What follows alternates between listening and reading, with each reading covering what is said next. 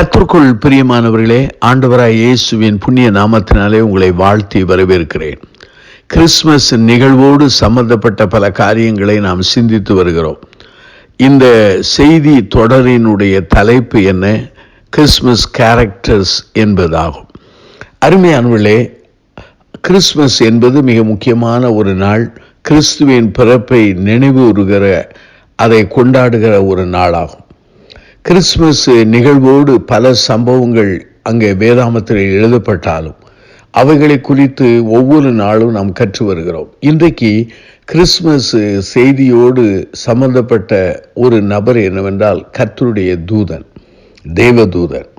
இது பரலோகத்தினுடைய சேனையாக ஆண்டவருடைய அந்த பணிவிடை செய்கிற அந்த நிலையில் உள்ள காரியங்களாகும். அருமையானவர்களே, தேவதூதர்களை குறித்து வேதாகமத்திலே ஆதியாகமத்திலிருந்து வெளிப்படுத்த விசேஷ வரை வாசிக்கிறோம். ஆனால் மத்தேயு 1ஆம் அதிகாரத்திலும் அதே சமயத்திலே நீங்கள் வேதத்தை வாசிப்பீர்கள் என்றால் மத்தேயு 2ஆம் அதிகாரத்திலும் லூக்கா 1ஆம் அதிகாரத்திலும் இந்த கிறிஸ்துமஸோடு சம்பந்தப்பட்ட தூதனை குறித்து நாம் கற்றுக்கொள்ள முடிகிறது. முதலாவதாக தூதனுடைய பணி என்ன என்பதை சொல்ல விரும்புகிறேன்.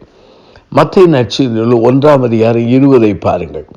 அந்த 20வது வாக்கியத்திலே வேதவசனம் இவ்வாறு சொல்கிறது: அவன் இப்படி சிந்தித்து கொண்டிருக்கையில் கர்த்தருடைய தூதன் சொப்பனத்தில் அவனுக்கு காணப்பட்டு, தாவீதின் குமாரனாகிய யோசேப்பே, உன் மனைவியாகிய மரியாளை சேர்த்து கொள்ள ஐயப்படாதே, அவளிடத்தில் உற்பத்தியாயிருக்கிறது பரிசுத்த ஆவியினால் உண்டானது என்று சொல்லப்படுகிறது.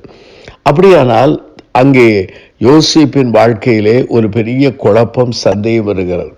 ஆனால் கர்த்தர் தன் தூதனை அனுப்பி அந்த குழப்பத்தையும் சந்தேகத்தையும் அங்கே நிவிர்த்தி செய்கிறதை இந்த வசனத்தின் மூலமாய் கற்றுக்கொள்ள முடிகிறது.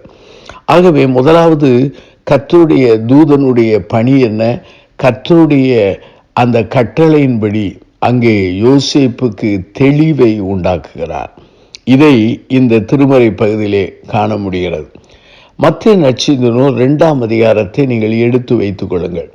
இந்த 2ஆம் அதிகாரத்திலே அங்கே 13வது வாக்கியம் சொல்கிறது: இந்த கர்த்தருடைய தூதன் தெளிவை உண்டாக்குகிறார், குழப்பத்தை சந்தேகத்தை நிவர்த்தி செய்கிறார் என்று சொன்னேன். இரண்டாவதாக கர்த்தருடைய தூதன் கர்த்தருடைய வழிநடத்தல்படி நமக்கு வழிநடத்தக்கூடிய அந்த செயலில் ஈடுபடுகிறார்.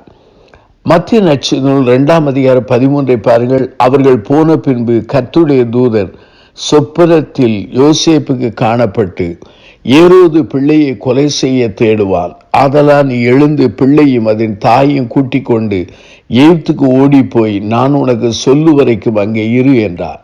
ஆகவே இங்கு கர்த்தருடைய தூதன் கர்த்தருடைய பிள்ளைகளுக்கு வழிநடத்துதலை தேவ சமூகத்திலிருந்து பெற்று கொடுக்கிறதை பார்க்க முடிகிறது. அதே மத்தேயு 2ஆம் அதிகாரம் 19 பாருங்கள். ஏரோது இறந்து பின்பு கர்த்தருடைய தூதன் எகிப்திலே யோசேப்புக்கு காணப்பட்டு என்று சொல்கிறார்.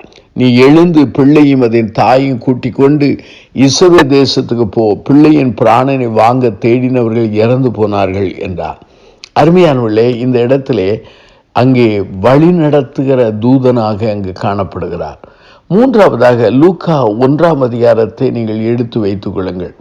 அந்த லூக்கா 1ஆம் அதிகாரத்திலே நீங்கள் வேதத்தை வாசிக்கும் பொழுது 11வது வாக்கியத்திலே சொல்லப்படுகிறது: கர்த்தருடைய தூதன் ஒருவன் தூபபீடத்தின் வலப்பக்கத்தில் நின்று சகரியாவுக்கு தரிசனமானான். இங்கு யோவான் ஸ்நானனுடைய பிறப்பை குறித்து அங்கு செய்தி சொல்லப்படுகிறது. அது மாத்திரமா, அங்கே லூக்கா நற்செய்தியில் 1ஆம் அதிகாரம் 28 பாருங்கள்.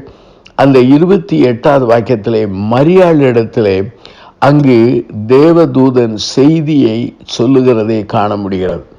ஆகவே இந்த காரியங்களெல்லாம் நான் வாசிக்கும் பொழுது ஒன்றை புரிந்து கொள்கிறோம்: கர்த்தருடைய தூதன் குழப்பத்தை நீக்குகிறவன் மாத்திரமல்ல, கர்த்தருடைய தூதன் கர்த்தருடைய கிருபையினாலே வழிநடத்துகிறது மாத்திரமல்ல, கர்த்தருடைய தூதன் செய்தியை கொடுக்கிற மனிதன். லூக்கா 2ஆம் அதிகாரத்திலே 9 பாருங்கள். அங்கே கர்த்தருடைய தூதன் மேய்ப்பர்களுக்கு கர்த்தர் பிறந்த செய்தியை அறிவிக்கிறார். ஆகவே 3 காரியங்களை சொன்னேன்: தெளிவை கொடுப்பவர், கொடுக்கிற ஒரு தூதனாய் காணப்படுகிறார், வழிநடத்தும் தூதனாய் காணப்படுகிறார், செய்தி கொடுக்கும் தூதனாக காணப்படுகிறார். அங்கே லூக்கா நற்செய்தி நூல் 2ஆம் அதிகாரம் 13 பாருங்கள். அங்கே லூக்கா 2ஆம் அதிகாரம் 13 நீங்கள் வாசிப்பீர்கள் என்றால், அந்த சனமே பரம சேனையின் திரள் அந்த தூதனுடனே தோன்றி உன்னதத்திருக்கிற தேவனுக்கு மகிமையும் பூமியிலே சமாதானமும் மனுஷன் மேல் பிரியம் உண்டாவதாக என்று சொல்லி தேவனை ஆராதித்தார்கள். ஆகவே பாடல் பாடி துதித்து தேவனை ஆராதித்ததுதான் இந்த தூதனும் தூதனோடு சேர்ந்த பரம சேனையின் திரள் கூட்டமாகும். ஆகவே அருமையானவர்களே, இன்றைக்கு கிறிஸ்துமஸ் காலங்களிலே பலவிதமான அங்கே கிறிஸ்துமஸ் அங்கே கொயரை கேரல் ரவுண்டை பார்க்கிறோம். ஆனால் பரலோகத்திலே வானத்திலே பரலோகத்திலிருந்து அனுப்பப்பட்ட தூதனும் அந்த சேனை, அதாவது அந்த பரலோகத்தின் அந்த திரள் சேனையும் ஆண்டவரை துதித்ததை இங்கே பார்க்க முடிகிறது. ஆகவே தெளிவு கொடுக்கிற தூதன், வழிநடத்தும் தூதன், செய்தி கொடுக்கும் தூதன், ஆண்டவரை ஆராதித்து தொழுது கொள்கிற தூதனாக காணப்படுகிறார்கள். அருமையானவர்களே, இந்த தூதர்கள் எல்லாம் ஆண்டவருடைய வேலைக்காரர்கள். ஆண்டவரை ஆராதிக்க வேண்டுமே தவிர தூதனை தொழுது கொள்ளாதபடி எச்சரிக்கையாக இருப்போம். கண்களை மூடி நாம் பிரார்த்தனை செய்வோம். அன்பின் ஆண்டவரே, இந்த அருமையான நாளுக்காக நாங்கள் நன்றி சொல்கிறோம். ஆண்டவரின் கிருபை இருக்கட்டும். கர்த்தருடைய பணியாளாக அல்ல கர்த்தருடைய வேலைக்காரர்களாக செயல்படுகிற இந்த தூதர்களுக்காக நன்றி சொல்கிறோம். ஆண்டவரே, அவளுடைய திருப்பணியை நாங்கள் அறிந்து கொண்டோம். ஆண்டவரே, கர்த்தரை சேவிக்க ஆண்டவரே தூதர்களை வணங்கி விடாதபடி காத்துக்கொள்ளும். இயேசுவின் மூலம் ஜெபிக்கிறோம் பிதாவே, ஆமென்.